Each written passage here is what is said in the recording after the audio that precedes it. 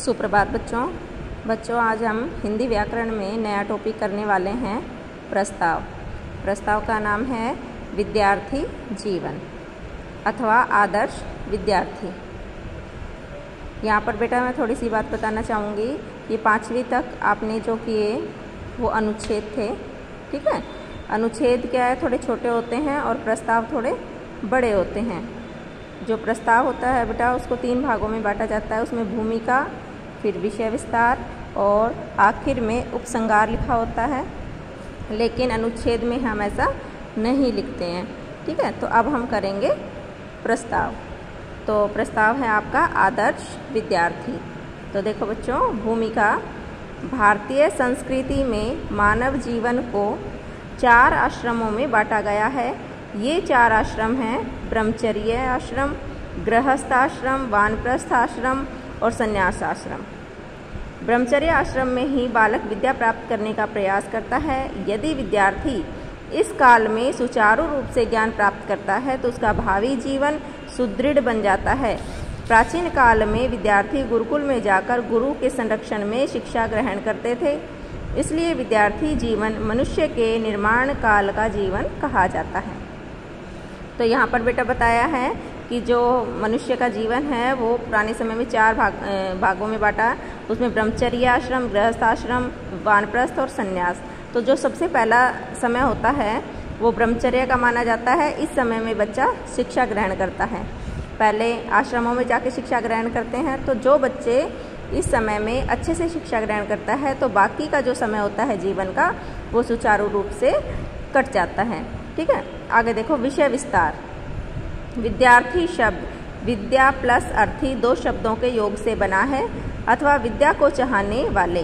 विद्या plus अर्थी, विद्या को चाहने वाले अथवा विद्या प्राप्त करने वाले को विद्यार्थी कहा जाता है। इस काल में विद्यार्थियों में सद्भावना विद्यार्थी पर ही हमारे देश और समाज का विकास निर्भर है। इस काल में विद्यार्थियों में सद्भावना, सहानुभूति, स्नेह, प्रेम, सच्चाई आदि उच्च गुणों को विकसित किया जाता है। पहली बात तो यह है कि विद्यार्थियों को कठोर परिश्रम करना चाहिए। तो देखो बेटा, इसमें बताया कि जो विद्यार्थी शब्द है 2 शब्दों से मिलकर बना है, विद्या प्लस अर्थी, अर्थात विद्या प्राप्त करने वाला या विद्या को चाहने वाला। तो इस समय में बच्चे विद्या ग्रहण करते हैं और विद्या के साथ साथ सद्भावना, सहानुभूति, प्रेम, सच्चाई आदि ऐसे गुणों का भी विकास उनमें होता है। जो विद्यार्थी होते हैं तो विद्या ग्रहण करने के लिए सबसे मुख्य क्या चीज़ है कि बच्चों को कठोर परिश्रम करना चाहिए, वर्क हार्ड करना चाहिए, ठीक है। उसे मन लगाकर पढ़ना चाहिए और कठिन से कठिन परिस्थितियों में भी घबराना नहीं चाहिए। आलस्य विद्यार्थी का सबसे बड़ा शत्रु है। पढ़ाई के लिए सबसे मुख्य बात क्या है कि बच्चों को आलस्य नहीं करना चाहिए।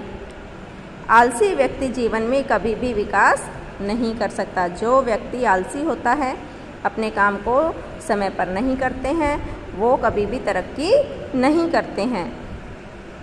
अतः विद्यार्थी को आलस्य त्याग कर प्रातःकाल उठना चाहिए। भ्रमण से लौटने के पश्चात उसे हल्का नाश्ता लेकर समय पर विद्यालय में पहुंचना चाहिए और एकाग्र चित्त होकर अध्यापक के व्याख्यान को सुनना चाहिए, अपने पाठ को याद करना चाहिए। तो सबसे पहले बच्चों को क्या करना चाहिए, सुबह उठकर सैर पर जाना चाहिए, ठीक है, मॉर्निंग वॉक के लिए, और फिर आकर नहा धोकर नाश्ता करके और स्कूल जाना चाहिए। स्कूल में जो भी टीचर पढ़ाते हैं उनको एकाग्रचित होकर, एकाग्रचित मतलब पूरे कंसंट्रेशन के साथ सुनना चाहिए और जो भी टीचर काम दे उस काम को प्रॉपरली टाइम पे याद करना चाहिए, ठीक है बेटा। एक सच्चे विद्यार्थी को सदाचार और सत्य का पालन करना चाहिए। एक अच्छा विद्यार्थी कौन होता है, जो सदाचार का पालन करता है और सत्य का। सदाचार मतलब अच्छा आचरण, अच्छा व्यवहार सबके साथ, और सत्य बोलना चाहिए एक अच्छे विद्यार्थी को, क्योंकि यही उसके बनने और बिगड़ने का समय होता है। जो पढ़ाई का हमारा समय होता है, हम जीवन में क्या बनेंगे क्या नहीं बनेंगे इसी समय पर डिपेंड करता है कि हम बड़े होकर अच्छे बनेंगे बुरे बनेंगे, ठीक है। उसे अपने चरित्र पर विशेष ध्यान देना चाहिए। बच्चों को अपने चरित्र पर ध्यान देना चाहिए, गलत बातें नहीं सीखनी चाहिए। चंचल मन को वश में रखकर केवल पढ़ाई की ओर ही ध्यान देना चाहिए। बच्चों मन जो होता है वो चंचल होता है, वो हमेशा गलत चीज़ों की ओर भागता है। ठीक है, तो अपने चंचल मन को हमेशा काबू में रखना चाहिए और बच्चों को सोचना चाहिए कि हमें केवल अपनी पढ़ाई पर ही ध्यान देना है।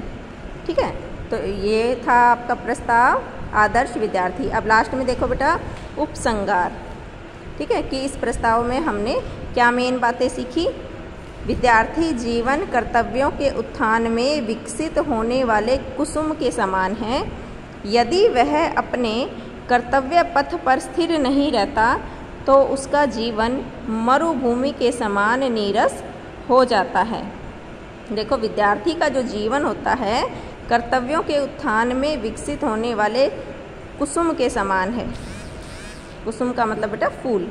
यदि जो बच्चा है अपने कर्तव्य पथ पर स्थिर नहीं रहता, जो हमारे कर्म हैं, जो हमें काम करना है, अगर हम उस पर स्टैंड नहीं करेंगे, उस काम को प्रॉपरली नहीं करेंगे, तो हमारा जीवन क्या बन जाएगा, मरुभूमि के समान नीरस। मरुभूमि होती है मरुस्थल की ज़मीन। ठीक है, जैसे मरुस्थल में जो ज़मीन होती है वो नीरस होती है। नीरस मतलब उसमें कोई फसल नहीं उगती।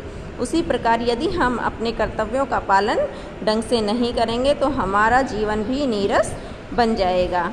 आगे देखो, विद्या ग्रहण करना उसका प्रमुख कर्तव्य है।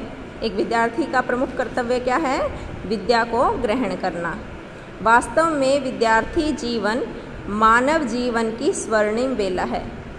मनुष्य जीवन का ये गोल्डन टाइम है।